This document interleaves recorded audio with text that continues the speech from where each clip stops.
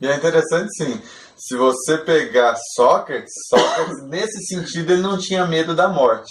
E daí já entra um choque aí, porque nós que dizemos ser discípulos daquele que ressurgiu dentre os mortos, Daquele que é a vida, grande parte dos discípulos do que ressurgiu da morte, que foi Jesus, tem medo da morte. sim, a morte a morte ainda permanece um mistério, ou seja, não para muitos cristãos ou para os de tradição cristã, a morte ainda é um mistério. Por quê? Porque não entenderam ainda o que Jesus fez com a morte. Exatamente.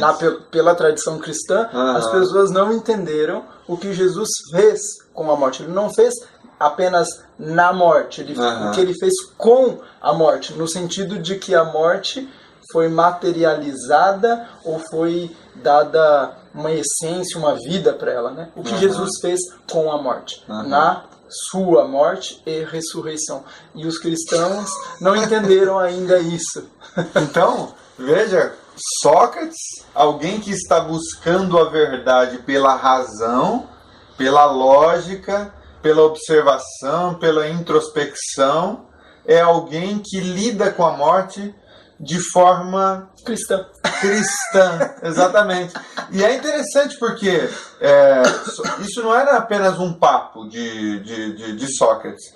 De fato, quando ele foi condenado à morte por causa dos falsos acusadores e democraticamente ele foi condenado à morte, os discípulos de Sócrates tem um jeito de escapar disso daí. A gente ajuda na fuga, a gente vai fazer de tudo aí para você não morrer. A gente faz um plano de escape, mas Sócrates fala, mas eu não posso escapar.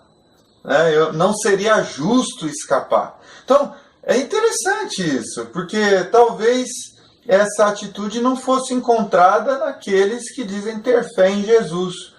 Né? E Jesus também, ele tem uma postura muito semelhante a essa, né? Porque ele disse assim, foi para isso que eu vim, né? Foi para isso que eu vim e eu dou a minha vida voluntariamente, ninguém atira de mim. Eu a dou voluntariamente. Jesus não ofereceu resistência à morte, porque ele sabia que a sua morte tinha a ver com um propósito maior, não é?